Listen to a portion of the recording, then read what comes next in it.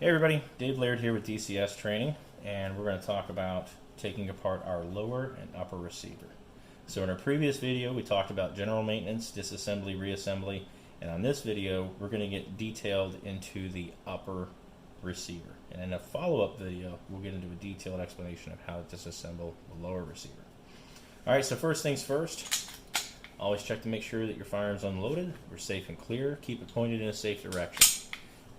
As we discussed in a previous video, you have to defeat the firing pin so that we can pull down on these tabs, gently lock back the slide just far enough we get that click. Pull down those tabs, and now we've removed the upper receiver from the lower receiver. So now we're going to remove our guide rod and spring, lift up and out our barrel, and we'll set the lower receiver aside. Okay, so there we go. I've got this really cool POF slide. And I've got to tell you, I've been super impressed with this slide. The guys at POF have been awesome and amazing. Just like with their rifles, there's a lot of precision engineering that has gone into this, where most other slide companies buy slides in bulk from Glock. They put it into a machine and they do a bunch of mill work and lots of cool design features and, oh, look how pretty. POF didn't do that. POF actually started with a stock piece of metal, and you can tell the moment I pulled this out of the box from the sheer weight of this, okay, how impressive this is. Like, even though this has all been shaved down, it feels like it still has all the weight of a standard slide. It is heavier in the rear here than it is in the front, and it's, you know, having mass so that it cycles properly is important. Okay, things I noticed right away obviously was the weight. Number one. Number two, all my pieces fit into it flawlessly. When I put it onto the the lower receiver, it locked right into place. Now, I did it all in one night. Like, I got it in a box, and I pulled it out, and I was like, holy cow, that's so awesome. So I put it all together that night, except for the sights. I realized I didn't have a sight tool here at the house, and I couldn't press in my rear sight. So I just put my firearm together. I had a class with Dave Spalding the next morning. And it was funny because I got to the shop and I pressed in the rear sight, and the first thing I noticed was this beveled edge right here.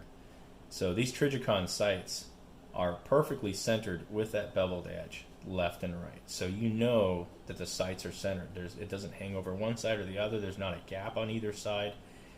When it presses in, it stops right on the other beveled edge. So that was super cool.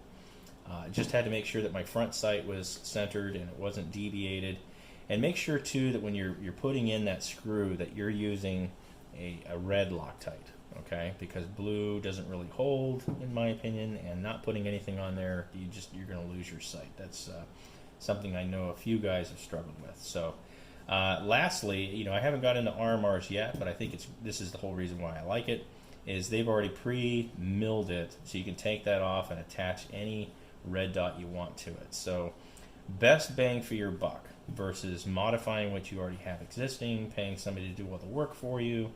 For what would be the cost of having custom gunsmith mill this part out, you get all this extra feature stuff going on here, all the extra beveling, the sight. I mean, for a complete package, it's worth every dollar out of the box.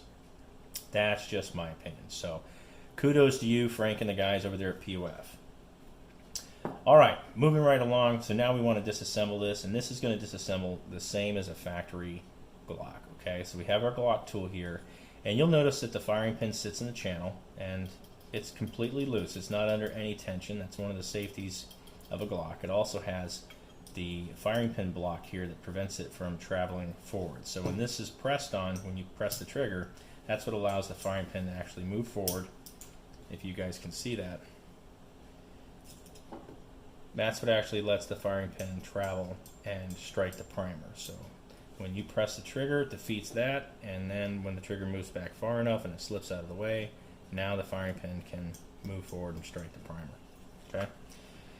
So inside the firing pin channel, there's a little plastic sleeve right here, and we want to put our tool inside there, and we want to press down in this direction. Okay. Now, my favorite way to do this is stand the slide up on edge, and I want to place my thumb over this back strap. So as I press down, I drive my thumb forward, I'm maintaining control of these springs. I don't want these springs flying out. Okay, so we have two. We got one spring right here, we have one right here. So this is the firing pin spring, and this is your extractor spring. Okay, so I'm going to just take this, and it requires no effort, unless I have a lot of carbon. Pull back on that firing pin and pull it all the way out. Yeah, we got to clean that carbon out. Next, I can just use my thumbnail and hook onto the extractor spring and guide rod assembly. There we go, metal side facing in, and remove that. Here's the cool part. What holds in your extractor is the plunger right here. So if I just press in the plunger, then the extractor typically will fall right out.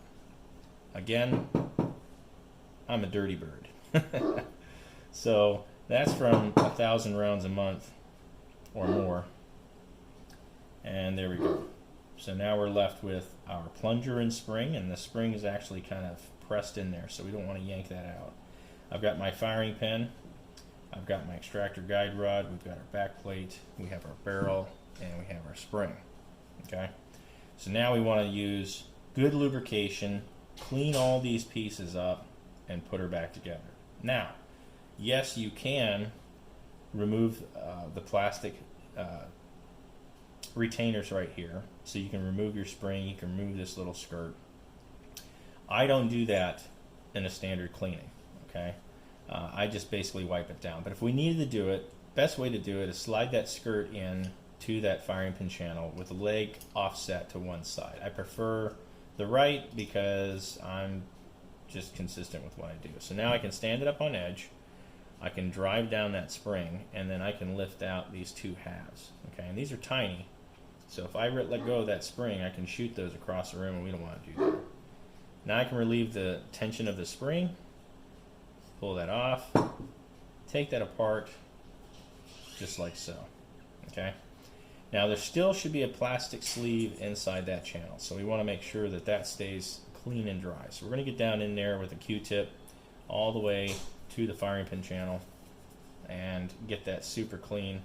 Clean up all those other pieces, and then we're going to install it when it's dry. So once again, to put this back together, the way to remember this is your firing pin likes to wear a skirt. Okay, so when you're putting that sleeve on, just remember that this should hang down just like a little person wearing a skirt. And you'll place that into the firing pin channel, and once again you're going to turn it to the right. That'll help hold it in place. Now the spring direction doesn't matter which direction it is, it's all the same. We're going to slide that on there, and now you have to pull way down. Okay, and put in your first half, and then I like to actually make it touch a little bit, and then slide in the other half, and then as you come up, you want to inspect to make sure that both halves are fully seated. Okay, if they're not fully seated,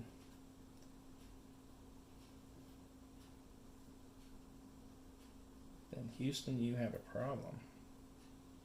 There we go. Okay, the struggle is real, folks. So I like to play with it, twist it a little bit, make sure she's fully seated before I relieve all tension in the spring, because once that shoots and you lose it, you won't be happy. All right, so that's it for disassembly. We'll get this all cleaned up. I'll come back, and then we'll do the reassembly.